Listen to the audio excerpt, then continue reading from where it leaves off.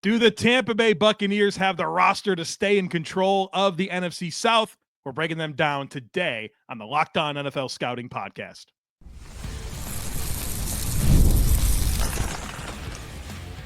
You are Locked On NFL Scouting with the Draft Dudes, your daily podcast for NFL and college football scouting. Part of the Locked On Podcast Network, your team every day. What's better than this? It's guys being dudes here on the Locked On NFL Scouting Podcast. We're the Draft Dudes. I'm Joe Marino from Locked On Bills. He's Kyle Krabs from Locked On Dolphins. And we are your NFL experts here with you daily to talk team building across the league on the Locked On NFL Scouting Podcast with the Draft Dudes, part of the Locked On Podcast Network, your team every day. Want to issue a big thank you, shout out, and welcome to our everydayers. Those of you who never miss a single episode, we appreciate y'all being here very, very much. Joe, happy Todd Bowles and Jason Licht get contract extensions on Tampa Bay Bucs Day to you here on the show. Obviously, the Glazer family, knowing that it was, knowing it was Bucs Day here on the podcast, doing us a solid, getting these contract extensions done as we enter the 50th season of Tampa Bay Buccaneers football. Yeah, 50th anniversary year, man. Yeah, great stat. So expectations, as Rex Ryan said, it's best when expectations are high, and expectations are high in Tampa Bay. And then you have a halfway 2-century mark anniversary of Tampa Bay football. And let's get into this football team. Well, we're not going to talk about Baker Mayfield too in depth, right? Because we do quarterbacks separate, but we're looking at skill players, the trenches, the back seven. We're assessing the players. We're putting them into buckets that include roster cornerstones, quality starters, sufficient level starters, replacement level players, quality depth players, rookies, incomplete evaluations, non-roster caliber players, and practice squad caliber players. And we look at this Tampa Bay football team. And Joe, I would start with a simple question to you: Is this the best wide receiver 1 through 4 combination you have seen since blank? It's good, man. It's a good group. They've got receivers on top of receivers, which is fun for a quarterback that passed for 4,500 yards and 40 touchdowns. Yeah. No big deal last year. The way to stumble into that one. Well done. I think Baker's found his home, but I mean, part of that recipe is what he has at receiver with Mike Evans, who wakes up with 1,000 yards every year. Mm-hmm. Chris Godwin's back in the mix, obviously coming off of the injury, but we've been here before with Godwin. He knows what that's about. A first-round pick in Emeka Egbuka. Jalen McMillan came on for them last year and was, I mean, kind of the receiver from Washington that I like the most. The skill set, the route running was definitely superior to Jalen Polk. Oh, careful. You don't forget Roma Dunze here. Yeah, but you kind of felt that Dunze was like in his own bucket, right? Okay, yes. Yeah. In that sense of those two, Polk and McMillan, I'm with you. Yep. Sterling Shepard made some plays for this team last year. He's back in the fray. Got some speedsters and Trey Palmer and Raheem Jarrett, Tez Johnson. Little fun player out of Oregon. This team's loaded at receiver, man, with a guy that's coming off of a career year throwing the football. Now, there's some change with offensive coordinator, but Baker Mayfield has a lot at his disposal just in the receiver core. Right. That gets you excited. A lot of good complementary skill sets here. Never mind the rest of the supporting cast, right?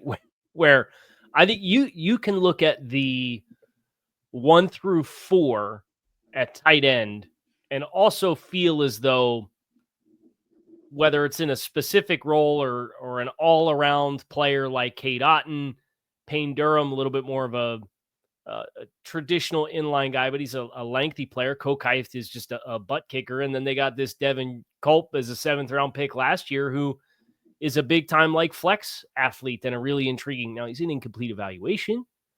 But Cade Otton I had as a sufficient level starter to go with Godwin and Evans, and I had Evans as a cornerstone still. I have Godwin as a quality starter.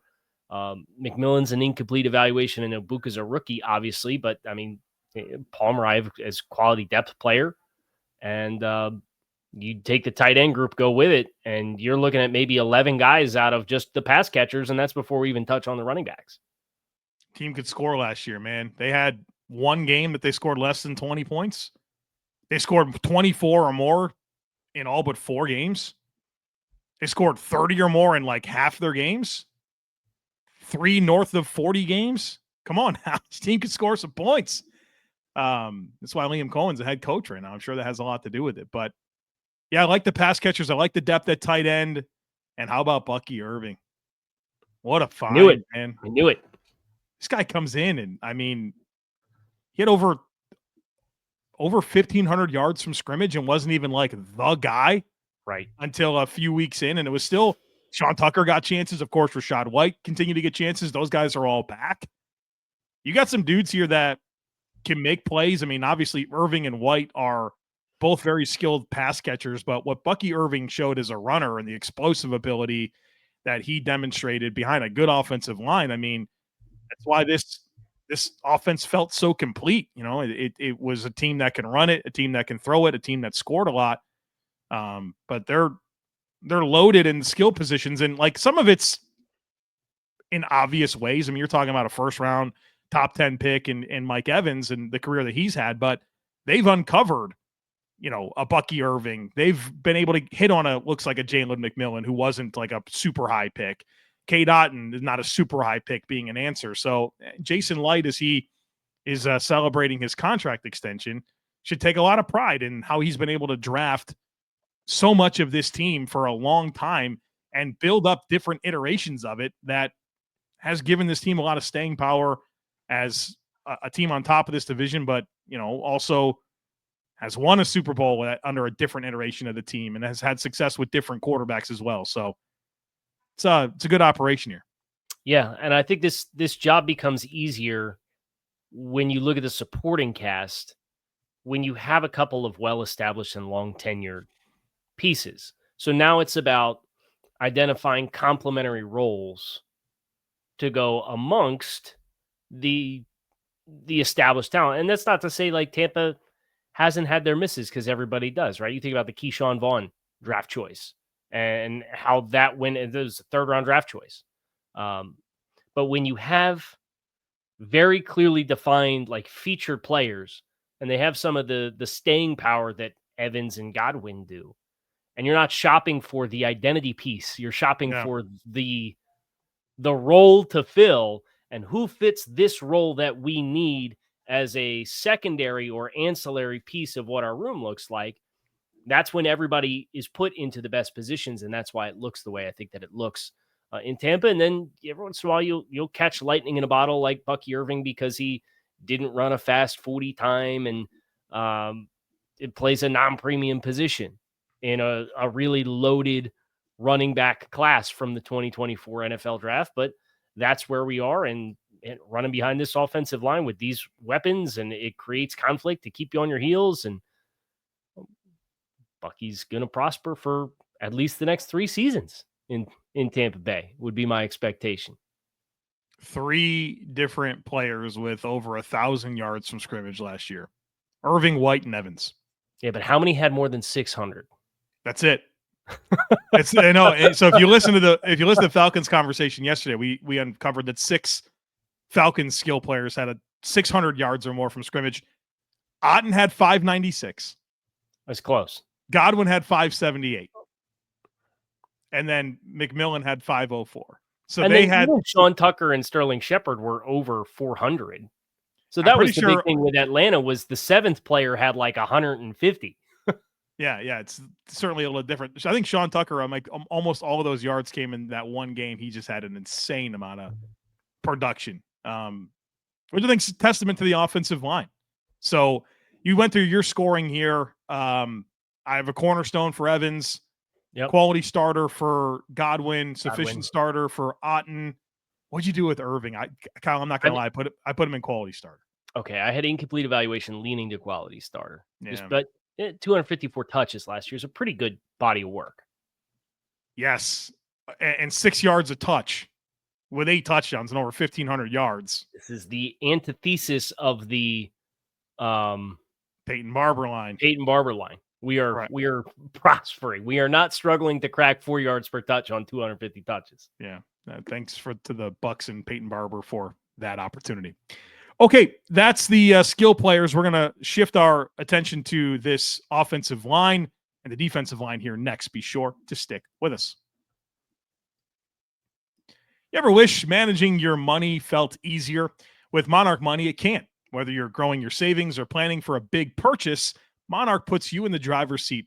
It's like having your own personal CFO, giving you full visibility and control over your finances.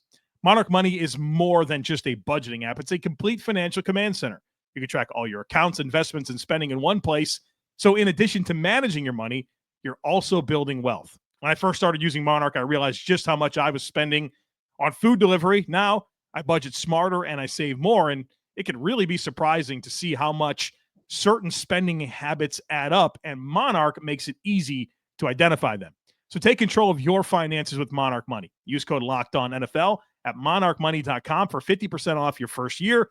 That's monarchmoney.com, code LOCKEDONNFL for half off your first year. How do we not start the offensive line conversation without talking about Tristan Wirfs? Top 3 left tackle in the game? Yes, I think that's what makes that even more impressive. This is the first time he played left tackle last year. I think it's the second season, right? Was it? Yeah. Excuse me then. Well, he was like unbelievable. I think he gave up like 12 pressures or something like that for the season. Keeping in mind, Baker Mayfield dropped back the pass over 570 times. Yeah, this is a volume passing attack too. Over 600 passing attempts because he was sacked 40 times, not because of Tristan Wirfs. Yeah, Tristan Wirfs officially credited with 13 pressures. 13 in his 12. second season playing left tackle. So thank you for correcting me on that front. Casual. What do you want? Like, what do you want? You want to displace in the run game? You want to be able to mirror in space? You want to be anchor against power? You want to create stretch?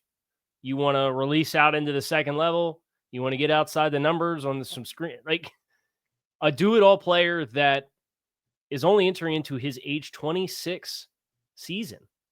It's still like he's only now entering into the prime of his career. That's how you get a 5-year, $140 million contract. Right. That's right. Good work if you can do it. If you could play left tackle as good as Tristan Wirfs at his age, you too can get this guy. Yeah, they're looking for guys to give this to, you know? I would make the argument he's in the tier within the tier. Oh, yeah. I don't know that we've talked about the tier within the tier. Yeah. But the concept being you could put players in cornerstones, but the difference between being a cornerstone and an all-time elite player in today's picture and snapshot, there is a separation amongst the cornerstone players, and he's in the upper echelon of that. So the Bucs are going to get a nice little glow up for one of the heavier weighted positions that we have, which is left tackle because of how important it is. Because Tristan Wirfs is going to get a little bit of surplus over top of the max value because he's an elite player. I think Ben Bredesen is a stable player for them at left guard. I have him as a sufficient starter. I thought Graham Barton had a good rookie season. I put him in the sufficient level starter already. And how about this right side? Talking about draft hits for Jason Licht, Cody Mauch, Luke Gadecki. The development's been phenomenal. I think both of them have really emerged. I had them both as quality starters. And I like just overall, this is an extremely athletic offensive line, a group that can work laterally. They can get out in space. And I'm excited to see how they continue to gel together with everyone back. Yeah. And you mentioned Mauch and the leap from year 1 to year 2 for him, I think was exponential, right? I mean, he cut the pressures that he conceded by 67%. He went from like almost 60 pressures to under 20 pressures. Yeah. And he was really the one guy on that offensive line that didn't have a bunch of penalties too. I mean, that's the one thing I think if you wanted to nitpick and sit here and, Gadecki had 10 penalties this year and 12 penalties the year before that. And Bredesen had 6 last year and Wirfs had 9. So you have a decent amount of flags for this group, but if that's the nitpick and the nitpick is not talent or functional athleticism or displacement ability or anchor, I think you're talking about such a small margin with playing on the edge and playing with kind of the tone setting mentality that Tampa's front has, that you're willing to live with it a little bit more, but that's a scary thought to get like, hey, what if our discipline, pre-snap discipline, and our hand placement's just like a little cleaner this year for the entire unit? Like, what does it look like when you know what the offensive production was for the group last year? Yeah, and I think if I'm not mistaken, Harold Godwin, he went somewhere else last year. He left. So a little bit of transition there, probably some new techniques to undertake with the O-line. A couple of experienced backups here: Sua Opeta, Charlie Heck.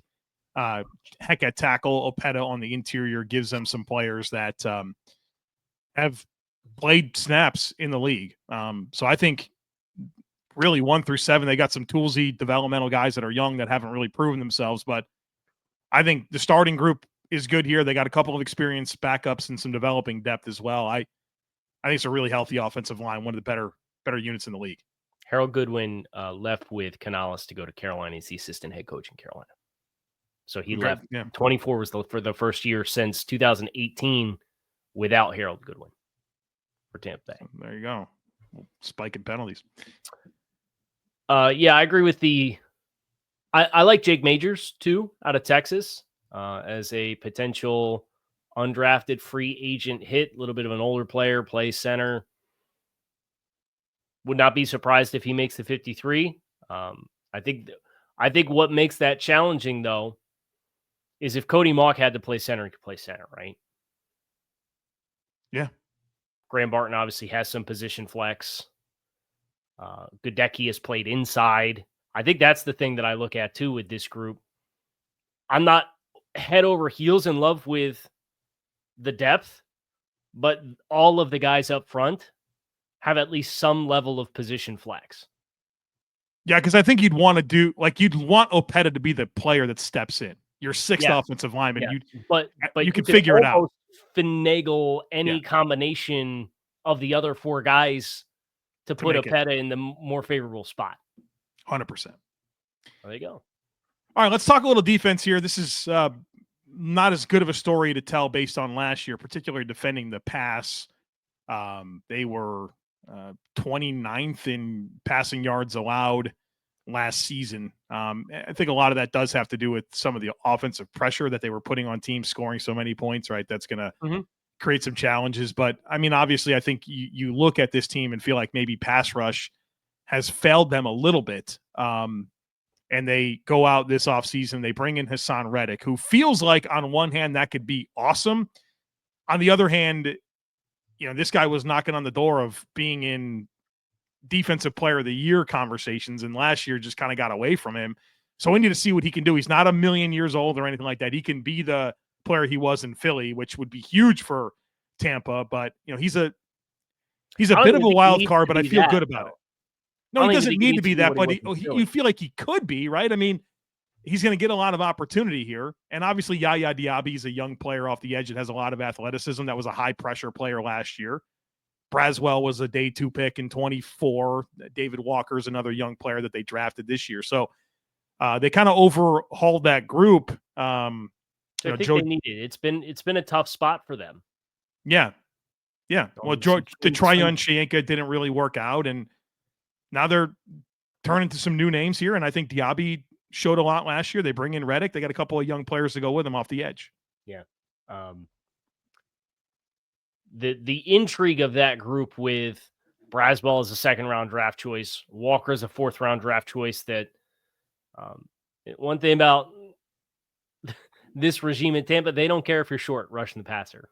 No, is some size profile thresholds. They are strictly looking at leverage and twitch and fluidity. And they get that with David Walker, kind of like they got a version of that player on the interior with Kalijah Cansey with a 1st-round draft choice. So they've gone after a couple of guys that don't necessarily meet your traditional thresholds, but I really like the value for Walker out of Central Arkansas in the 4th round to kind of go with Braswell as a 2nd-round choice, and then Diaby as a 3rd-round choice, who you obviously said made the big leap. On the interior, I feel much better about the outlook of this group and knowing what we have. And Vea, obviously, cornerstone player for me. When he's at 100%, he is one of the most unique physical challenges that you can pose to opposing interior offensive linemen with a really rare blend of traits. People talk about some of these guys that are big guys on the interior with pass rush profiles. Vita Vea actually is it, right? Like, I think too often those guys kind of get pegged as being that, but they're not really that. Vita Vea actually is that, and that's what makes him such a special player. Cansey from a disruption rate level is really high. I love Greg Gaines as a depth player amidst this unit. Logan Hall rounding into form as another high draft choice for them on this defensive front. And then, man, you get Elijah Roberts in the 5th round this year. Saw him at the Shrine and just super dense, rocked up, powerful, former high recruit. So the talent level's been there. I think that's a player I have higher than you'd expect expectations for a 5th round draft choice. Maybe not this year because they have bodies, but long term. I agree with you on Elijah Roberts. He was one of my favorite studies that I did. And I think it's a perfect mean player, dude. He is, man. And I think he's a perfect fit for this team. And like, with all the respect to Logan Hall and Anthony Nelson, I think he's got a higher ceiling than what those players have proven to give this team. So again, I don't know if it's a this year thing, but yeah, let's not be surprised if in a year or two we're thinking, boy, that was a great pick in the 5th round. They got this guy in the 5th round. Right. He has all the tools. I think it's important for like Kalijah Cansey's still an interesting player for me. I reckon like the pass rush is what you thought it would be. You know, can he be a consistent enough point of attack player to not overly stress a guy like Vita Vea and what he has to do defending the run? I think that's kind of been an issue with him. And but I think that's part of what the plan was. Signed up for, of course. Yeah. Yeah. You know, but that's to me, that takes away a little bit of the volume of snaps that I'd want him to play. But what he does at a high level is the most meaningful thing that he can do. So, and he's proven to be that. Okay, that's the trenches, the back 7 here. We're breaking that down. Be sure to stick with us. Guys, you've probably heard of Viagra or Cialis. Maybe you've even tried them. But if you're looking for something beyond the usual pill, it's time to meet Rugiet Ready. Rugiet Ready is a next-gen prescription treatment designed to amplify arousal in the brain and boost blood flow. Unlike the usual pills that can take hours, Rugiet's 3-in-1 formula dissolves under your tongue and kicks in fast, on average, in 15 minutes. Effects can last up to 36 hours, so you can stay confident and in control when the moment is right. If traditional options haven't worked, Rugiet might be the answer. Over 150,000 men have already made the switch. Head to Rugiet.com/LockedOnNFL and use code LockedOnNFL to get 15% off today. That's RUGIET.com/LockedOnNFL and use promo code LockedOnNFL for 15% off. Individual results may vary with prescription treatment. Compounded drugs are permitted to be prescribed under federal law, but are not FDA approved and do not undergo FDA safety, effectiveness, or manufacturing review. Please visit the Rugiet website for full safety information.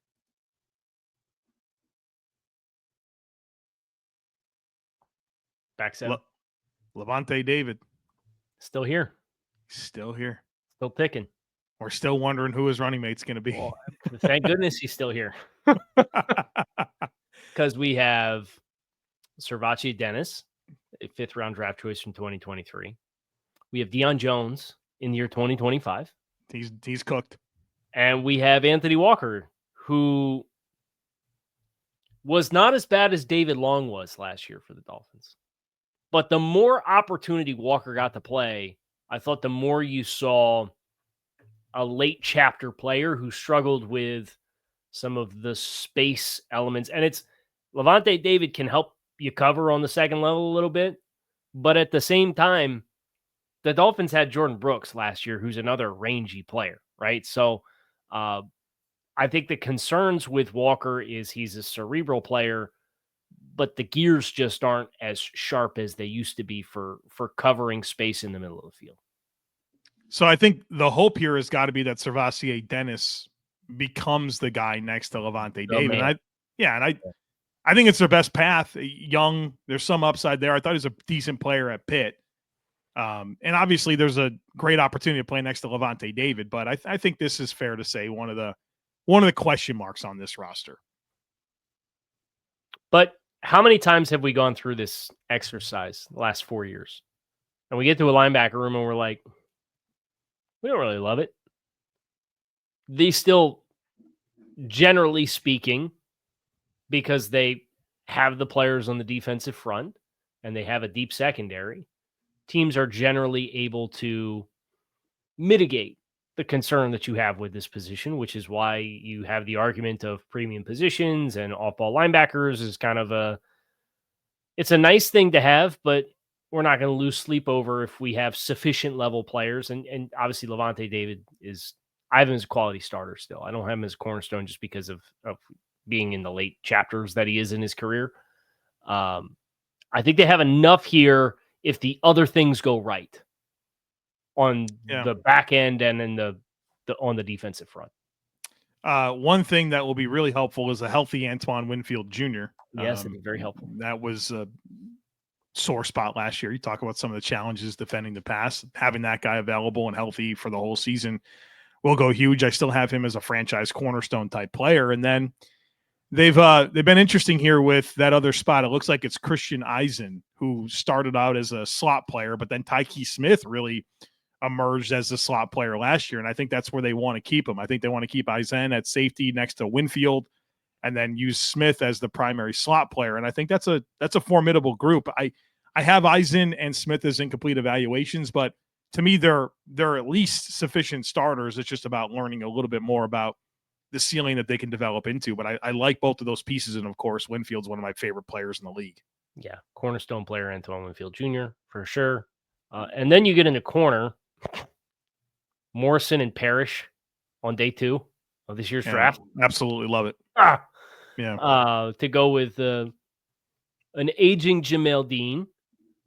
You have Zion McCollum as a player who meets all their traits thresholds, right? And I think that's what's interesting is you do have a little bit of a deviation from some of the physical attributes with these 2 new players that they drafted, but 2 guys that play press and play well in press, I think is what stands out. Is it's like, okay, we didn't go for the trait that you can't coach that we have to mold, and we just went straight for players who play the kind of technique that we want to be able to play to disrupt guys on the perimeter.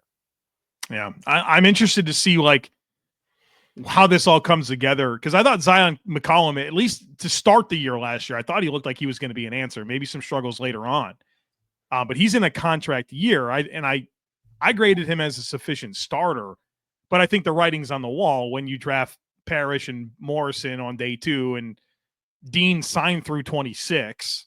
Yep. Smith's going to be your slot, it feels like. Well, it feels like we've built in some succession plans, which it's been really interesting to be able to see this type of stuff when, we've been through almost every team in the league. We've got 4 more to do. Next week is AFC South week. But you could see the teams that have had like established regimes are in position to do these types of succession plans. Yeah. And I think this certainly screams like it's one here at corner with McCollum up after this year, Dean up after 26, and you got an infusion of Parrish and Morris. And I think they've maintained the health of their corner position for a while, which is good. Yeah, the team life cycles, there's only a handful that have been able to say they've been through multiple iterations. And what's fun is, executives like Jason, you look at the first quote unquote life cycle that Jason was a part of, as far as like the first couple years of transition and then like their first build. It was not a right home about resume. Right. And I know we've touched on this a couple of times with different executives at different spots and how you work through some of the learning lessons when you get put into that spot. But the Jason Licht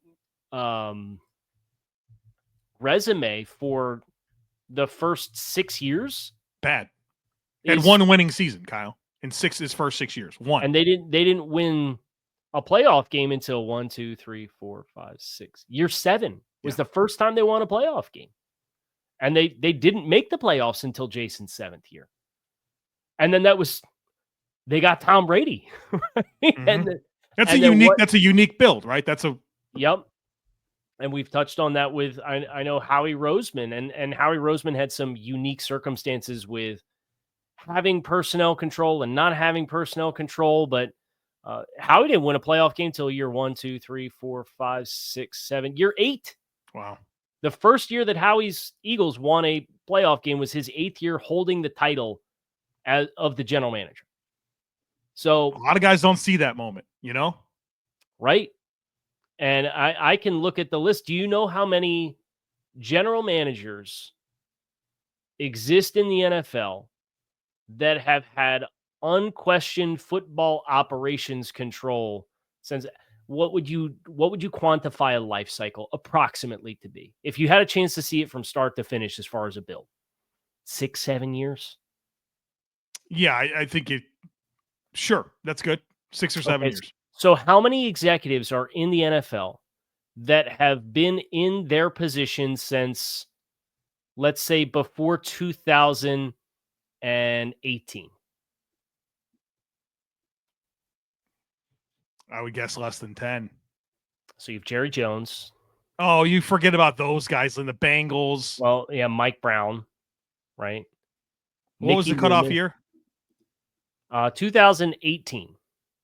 Before 2018.